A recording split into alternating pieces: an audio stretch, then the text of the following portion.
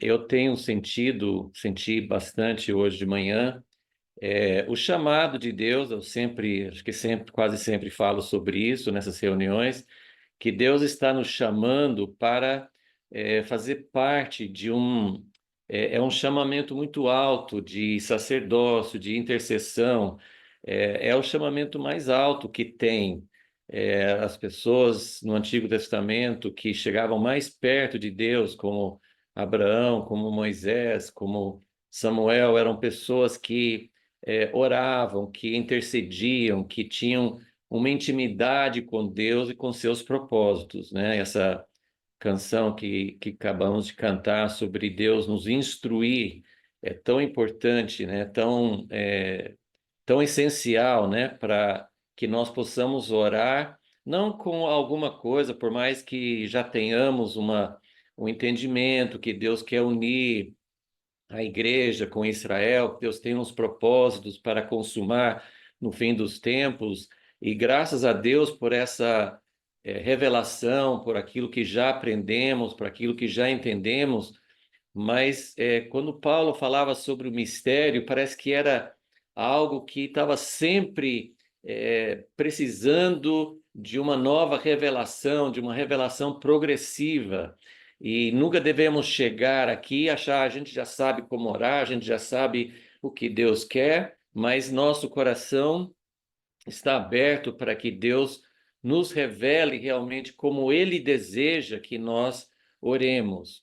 E eu comecei a pensar bastante nesta manhã sobre a guerra espiritual, né? Quando Daniel orou, Daniel 9, Daniel 10, né? Nós temos um relato muito profundo de como Daniel chegou muito próximo ao coração de Deus e ele tocou tanto em Deus que o anjo Gabriel apareceu para ele e ele teve assim maiores revelações daquilo que Deus queria. E no capítulo 10 de Daniel, nós aprendemos que houve uma batalha espiritual entre, enquanto Daniel estava orando, estava havendo uma guerra espiritual. E sabemos em Efésios 6, né, que há uma grande guerra, que nossa guerra não é contra carne e sangue, contra principados, mas eu estava pensando hoje que é interessante que quando Daniel estava orando e quando depois ele ficou sabendo que houve uma grande guerra espiritual enquanto ele estava orando, mas é interessante que ele não estava consciente, enquanto ele orava, ele não estava consciente dessa batalha. Ele estava orando pelos propósitos de Deus.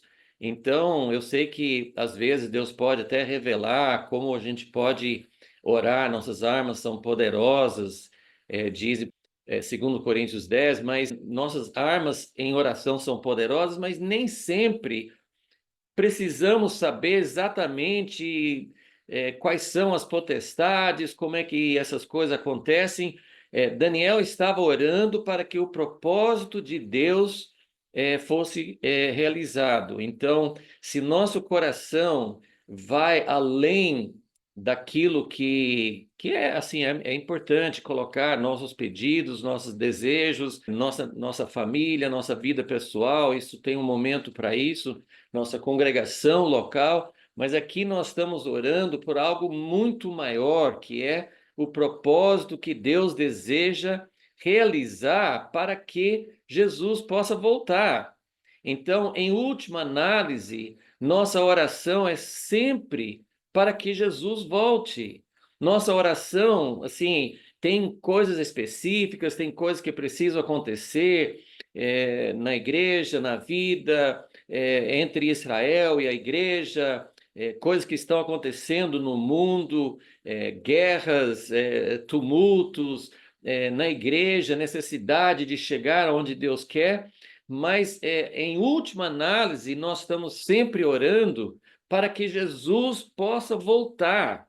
Esse é o nosso, esse é o objetivo final, esse é o nosso alvo final. É que Jesus volte, venha, Senhor Jesus, é o teu reino que vai resolver, é o teu reino que vai produzir é realmente a mudança e trazer a solução individual, nacional, para a igreja, derrotar os inimigos, estabelecer justiça, tudo vai ser resolvido em medida final com a volta de Jesus. Agora, nós estamos orando porque há requisitos, há algo que precisa acontecer para que Jesus volte. E podemos não entender exatamente como isso acontece, por isso que Paulo falou que era um mistério, que até os profetas antigos não sabiam exatamente o que Deus queria fazer, e mesmo no tempo dos apóstolos, eles não entendiam que ia ter um enorme tempo dos gentios, enfim, tem coisas que nós não entendemos ainda, mas nós estamos orando, concordando e sendo recrutados por Deus para fazer parte desse exército de sacerdotes, de intercessores. É isso que Deus está querendo fazer. E nós estamos aqui para aprender. Queremos aprender com mais entendimento da palavra, mas queremos aprender com a prática, né? A prática de orar, a prática de concordar, a prática de ouvir uns aos outros, orando, de nosso coração se unir com aquele que está orando, enfim, de aprender na prática como nós podemos ter esse poder de união. Falando do mistério, Paulo falou em Efésios 3 que esse mistério da união, da plena a integração no novo homem, a ligação perfeita entre judeus e gentios no corpo de Cristo, que isso vai ser um testemunho para as potestades e principados. Então, na verdade, assim, a gente talvez não vá saber assim que principado, que potestade, como é que isso acontece, mas a nossa união, o cumprimento disso que Jesus morreu na cruz para fazer, isso vai abalar os principados e potestades. Eu não sei se dá bem para entender, mas esse é o sentimento que eu tive. E eu queria só ler um texto em Colossenses 4. Paulo, quando ele escreveu essas cartas, né, Efésios, Filipenses, Colossenses, ele estava na prisão. E em Efésios 4, versículo 2, ele fala assim: continuem a orar, vigiando em oração com ação de graças. Ao mesmo tempo, orem também por nós, para que Deus nos abra uma porta à palavra, a fim de falarmos do mistério de Cristo, pelo qual também estou algemado. Orem para que eu torne esse mistério conhecido, como me cumpre fazer. Eu acho que eu nunca parei para pensar tanto assim nesse pedido de oração do apóstolo que ele tinha em Efésios. Ele fala: olha, eu quero que vocês saibam que Deus me revelou esse mistério, mas ele tinha a revelação do mistério, mas ele estava pedindo oração para que ele pudesse falar. Ele estava na prisão, para que ele pudesse falar do mistério do jeito que ele deveria falar. E eu fiquei pensando, essa é a missão do TJC2, a missão dos ministros, é a missão dos membros da igreja, é a missão de todos nós, é de viver o mistério, de orar o mistério e de proclamar o mistério. Então, que Deus nos ajude, que nós possamos orar realmente nesse sentido hoje de manhã. Eu ainda vou falar sobre alguns pedidos de oração, mas eu vou pedir que o Vailton fale agora sobre a conferência, porque é um dos nossos pedidos de oração, porque a conferência não é para ser apenas um evento. Nós queremos que seja um sucesso, que vá pessoas, que seja uma bênção. A conferência só tem sentido se ela contribui para esse propósito de Deus, de levantar intercessores, de tornar conhecido o mistério, de levar essa palavra para mais pessoas, de viver 1 ou 2 dias em comunhão com os judeus messiânicos. Então, esses são alguns dos pedidos de oração que nós queremos colocar, isso aqui nunca é uma coisa para limitar. O Espírito Santo pode dirigir, nós temos, para não a lista não ficar muito grande, tem alguns outros pedidos que são importantes, mas que não coloquei aqui. Mas estamos colocando a Conferência Nacional em primeira, assim como o nosso primeiro pedido, que desde agora nós queremos orar nesse sentido, queremos pedir a Deus para que haja os propósitos da conferência, né, são principalmente para que haja fortalecimento dos intercessores. Nós queremos fortalecer os grupos de oração, os grupos de intercessores, queremos multiplicar a visão. Então, as pessoas que já têm acompanhado o TJC2, que já têm recebido a visão, que sejam fortalecidos na missão de oração e que haja multiplicação da visão, no sentido de ter pessoas novas, né? Pessoas que ainda não tiveram essa visão, que não tiveram contato. A conferência vai ser sexta-noite, sábado e domingo até meio-dia, até horário do almoço, e no domingo, como no sábado é mais difícil para os judeus messiânicos participarem, nós estamos esperando a participação não só do irmão Daniel Woods, mas também de outros judeus messiânicos. Queremos orar para isso, porque seria maravilhoso nós podermos ter na própria conferência uma oportunidade de estar junto com nossos irmãos judeus messiânicos, né? Então, isso também é um dos nossos objetivos na conferência. Então, queremos orar para isso, né? Para esses propósitos, que realmente o Senhor nos oriente, que o Senhor nos direcione, que o Senhor traga as pessoas certas. Queremos orar pelos preletores, quem esteve conosco no mês passado nessa oração, pôde conhecer a Vera Garcia, é brasileira, mas está em Portugal. Ela está junto com o TJC2 há muitos anos, é uma das intercessoras, é responsável também pelo TJC2 em Portugal e tem também trabalhado além de Portugal em outras partes da Europa. E temos também o David Dawson, que não é brasileiro e não é português, mas ele está em Portugal, ele é casado com brasileira, é filho de missionários, trabalhou com Jocum há muito tempo e ele está assim muito empenhado nessa visão de reconciliação. Então ele também vai ser um dos preletores, né, na conferência. Muito bom. Aí vocês estão vendo a foto dos dois. Além disso, vai ter a participação de outros membros da nossa equipe no TJC2 Brasil. Ok? Então, voltando para outra. Depois, nós podemos reforçar no site do TJC2, você já pode fazer inscrição, tem um preço diferenciado para inscrições até o final do mês de julho, importante aproveitar. O segundo pedido aqui é o que a gente está fazendo nos últimos meses. Não nos esqueçamos de orar por proteção, pela presença de Deus, pela graça de Deus para os judeus, especialmente em Israel, mas também em todo o mundo, porque tem havido muito antissemitismo, muitos ataques, às vezes não físicos, mas às vezes físicos também. Então, nós queremos nos identificar. Hebreus 13:3 fala sobre isso. Orar, por exemplo, para quem está preso, como se estivesse acontecendo conosco, ou com um parente nosso. Tem reféns que estão presos, tem famílias que estão em luto porque perderam soldados ou reféns.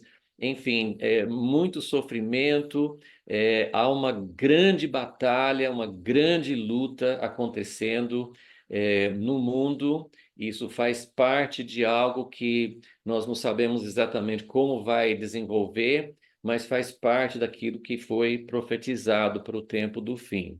A guerra continua, tem uma tendência de, com o passar do tempo, pensar menos nisso.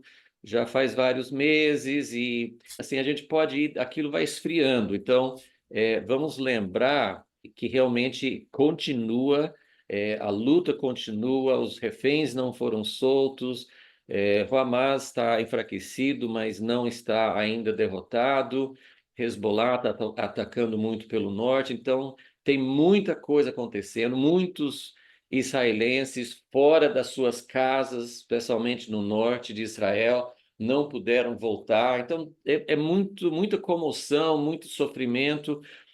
Não vamos nos esquecer de orar por eles, né? Por todo Israel, mas também pelos judeus messiânicos que fazem parte disso. Número 3 também é uma oração contínua, né? Que nós queremos fortalecer os laços entre igrejas e judeus messiânicos aqui no Brasil. Agora, número 4 é um pedido especial que Deus está trazendo em nosso coração agora, porque Deus tem tocado muito soberanamente. A gente vê a mão de Deus, porque todos nós queremos unidade, todos nós queremos trabalhar para isso, mas nem assim a unidade é uma dessas batalhas espirituais e nós não conseguimos. Às vezes nós não conseguimos unidade dentro de uma família, às vezes nós não conseguimos unidade dentro de uma congregação local, agora entre movimentos, entre judeus e judeus, entre judeus e cristãos, enfim, tem muitas barreiras, muitas dificuldades e essa é uma batalha espiritual mesmo, né, para que isso aconteça. E uma coisa que tem sido forte nas últimas semanas, a gente tem visto até Deus movendo algumas coisas nesse sentido, é que aqui no Brasil tem vários irmãos, vários ministérios, vários grupos que estão de uma forma ou de outra, talvez com algumas diferenças, mas lutando pela mesma coisa. Estão buscando isso que nós estamos buscando, a restauração dessa unidade entre judeus e Israel, entre judeus e igreja, a conversão de judeus é um dos nossos grandes objetivos, assim, que eles possam ver realmente o Messias, que até assim a maioria não reconhece, não e até considera como uma outra religião, uma coisa totalmente estranho às promessas de Deus para eles.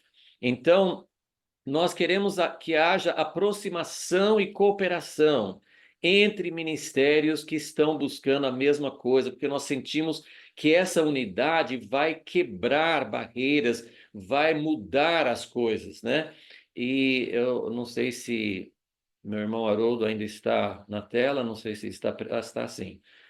O Haroldo está aqui conosco como uma dessas iniciativas de unir uma rede de cooperação, de comunhão de igrejas no Brasil, que se chama Ticum Brasil, ligado muito fortemente com um ministério em Israel, do Asher Treiter e vários outros irmãos, Ron Cantor, Dan Juster e outros. Estamos também com o irmão Cláudio, da Jocum, aqui conosco, que também vários irmãos da Jocum têm buscado esse mesmo alvo. Esse David Dawson, que é um dos preletores em novembro, ele é filho e neto de fundadores da Jocum Internacional, né?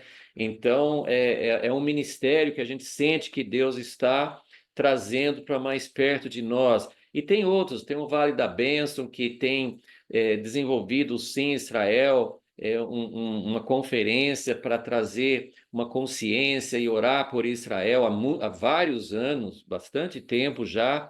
Então, o Senhor está aproximando Maós e Israel, nós estamos buscando essa unidade para que seja muito mais eficaz, para que seja muito mais forte isso que Deus deseja fazer. A nossa oração, a nossa comunhão, o desejo de Deus vai ser muito mais eficaz com esse tipo de unidade. Além de ministérios como Ensinando Sião, né? Que está no Brasil há muitos anos. Então, tem muitos ministérios, tem, às vezes, algumas dificuldades para haver cooperação, como sempre tem, mas estamos orando e queremos orar especialmente nesse sentido.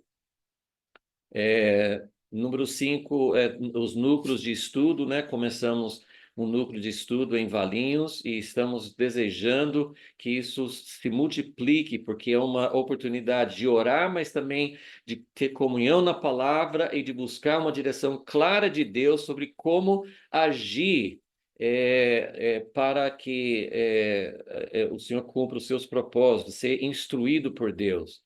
E número 6, nós estamos com um grupo de 3 irmãos messiânicos em São Paulo, já mencionei isso algumas vezes.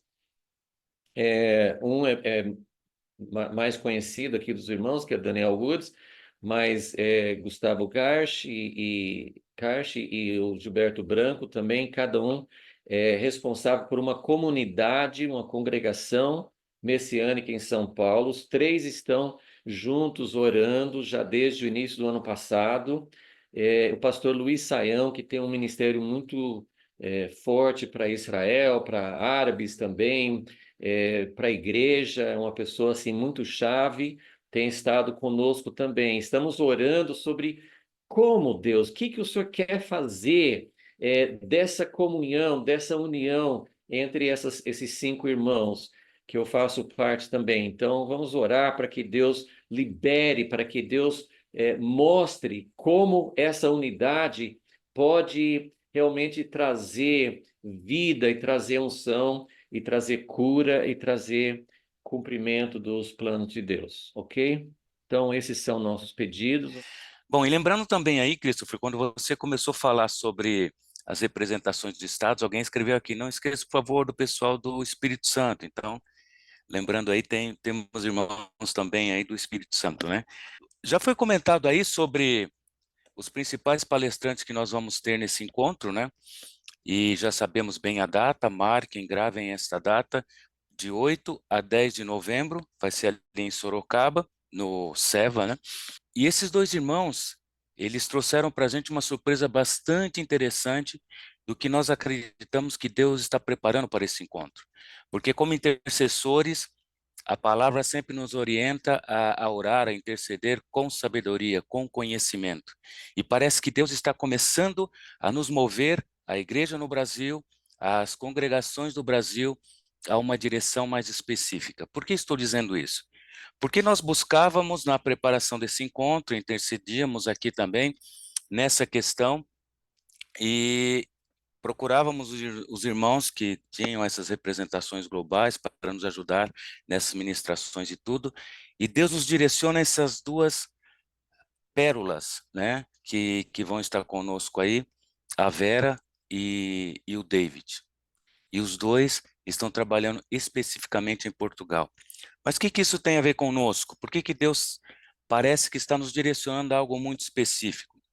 Porque eles estão nesse ministério em Portugal conhecendo muito sobre o que foi a vida, a contribuição e a participação dos judeus em Portugal. E se a gente volta um pouco na história, nós lembramos que a conversão forçada dos judeus portugueses que vieram expulsos da Espanha, né, em 1492, por causa da Inquisição. Todos saíram da Espanha. E metade deles, aproximadamente 100 mil, ficaram em Portugal, foram forçados a se converter ao catolicismo em 1498. Então, toda a população judaica se converteu ao catolicismo nessa data, né?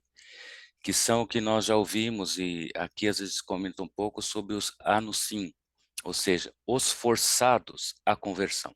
E quando olhamos para essa data, 1498, ela é exatamente 2 anos antes da descoberta do Brasil. Então, quando Cabral chega no Brasil, ele vem com boa parte da liderança das suas embarcações lideradas por judeus, né? Gaspar Lemos, que era o capitão do navio, era um judeu.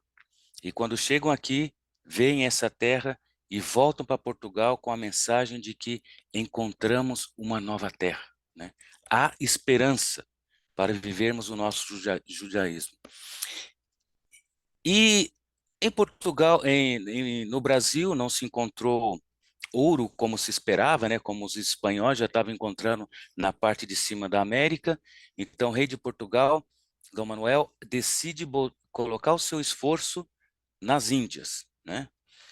E abandona um pouco aqui o Brasil, arrenda o Brasil, na verdade, para um outro judeu, e ele fica aí com a responsabilidade de colocar fortes para proteger essa ilha, para evitar que invasores também chegassem aqui, principalmente holandeses e espanhóis, e também mandar pelo menos 3 navios por ano com especiarias do Brasil. Esse foi o compromisso que esse homem teve. Ele subiu ali da Bahia até mais ou menos o Recife, fazendo esses fortes, e o nome desse homem é Fernando de Noronha, né? Então, Fernando de Noronha, ele se responsabilizou por essa nação, por essa terra, por 15 anos, e nesses navios que ele mandava para Portugal, ele voltava cheio de judeus. E quando nós vamos para a palavra diz que, em Obadias, que os de Sefardes voltarão e herdarão o sul, né? E quando a gente olha o sul, que traduzindo para o hebraico é Negev, que pega ali desde a última cidade densamente populada, que é Beersheba, até o ponto final lá de Israel, que é Eilat, forma um triângulo, tudo isso aí é o deserto, inclusive chama deserto de Negev, né? Então ele não está habitado. Tem algumas comunidades, alguns kibbutz, mas bem isolados. Ele é um deserto e tem muita terra ali para ser habitada ainda. E a palavra de Deus diz que os da Espanha voltarão e herdarão essa terra. E onde estão esses da Espanha, de Sefardes, que traduzindo é Espanha? Estão principalmente na nossa nação. Vieram nessa migração da colonização, e aí tem uma história muito vasta da contribuição dos judeus em nossa terra. Então parece que Deus está começando a crescer a preocupação com os anunciantes, com aqueles que estão entre nós e muitas vezes precisam reconhecer a sua identidade, o seu chamado dentro dessa promessa que Deus tem para os judeus.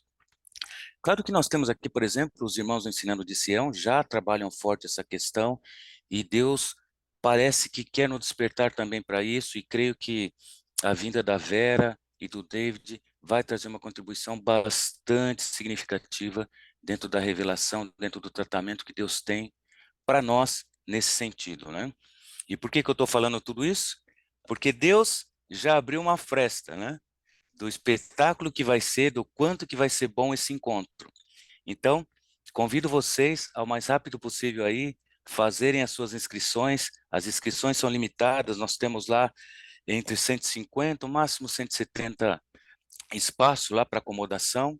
Então, vamos aí fazer as nossas inscrições e garantir a participação e entender o que Deus tem aí para nós nessa revelação desses dias. Amém?